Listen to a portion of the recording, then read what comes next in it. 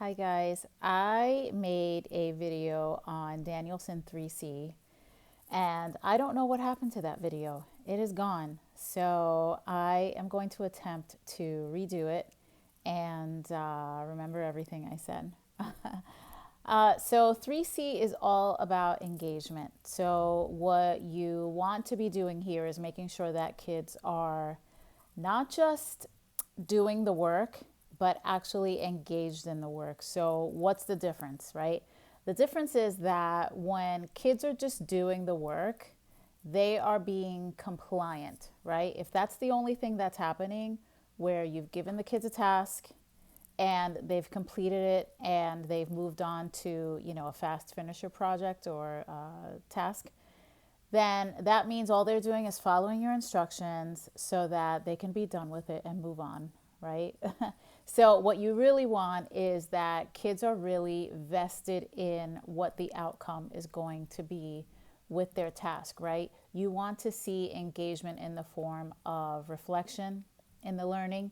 You want to see engagement in the form of thinking. That could be thinking out loud, that could be thinking in silence, but you'll see the work on their paper, right? I think a good strategy for getting engagement is to let kids first do the work silently on their own for a few minutes before delving into working with others.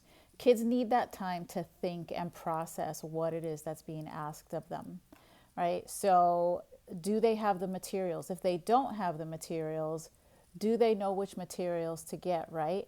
Do you have kids that will need to have the materials in front of them in order to be able to choose which ones they need? Do you have kids that are a little bit higher level where you can just give them the task and leave the resources in a specific area around the room and they can go and select which materials they think they need, right?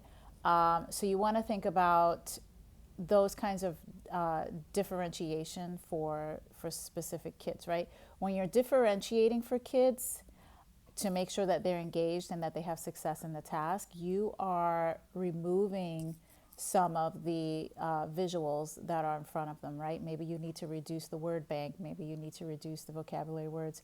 Maybe you need to reduce the task itself to a lower or to less of it, right?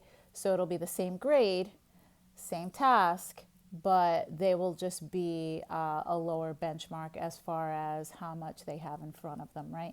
So maybe instead of an entire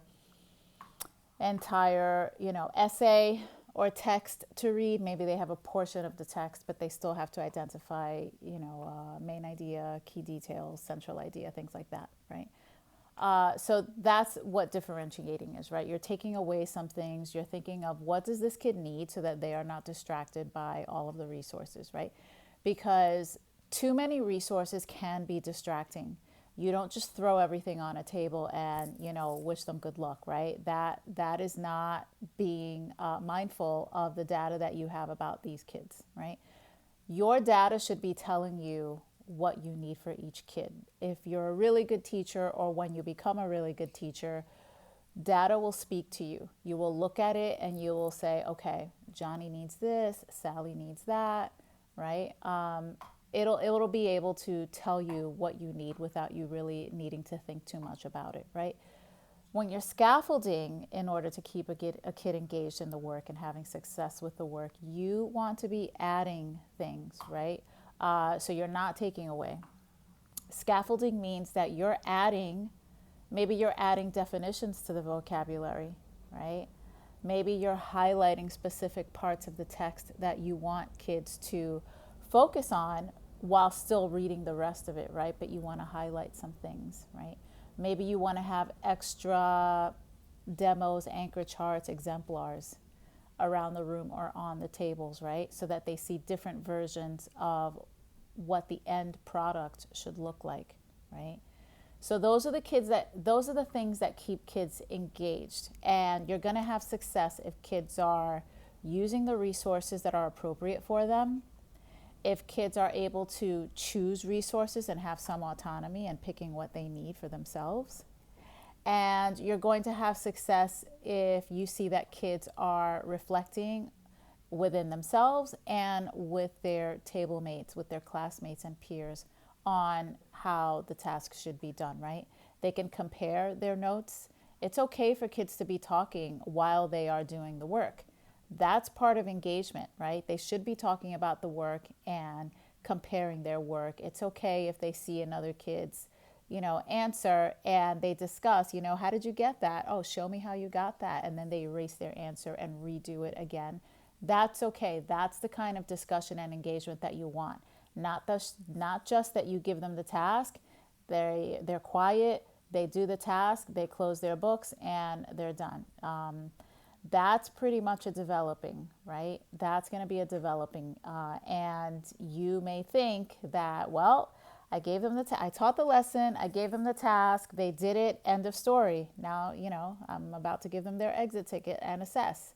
It's just not, it's not effective or highly effective in the sense of where they're actually doing the work and getting something out of it, right? If they are doing it too fast, it means it's too easy, right? So that means that they didn't really get much out of it, right? They did what you told them, they moved on. If they're taking too long, again, it tells whoever is in the room, let's say whoever's observing you, that you didn't think about what this kid needed because this kid is struggling so much to get this work done that everyone is done. This kid is frustrated. This kid is about to give up, or he or she is just going to sit there with their pencils in their hands and wait for someone to come over and give them some guidance, right?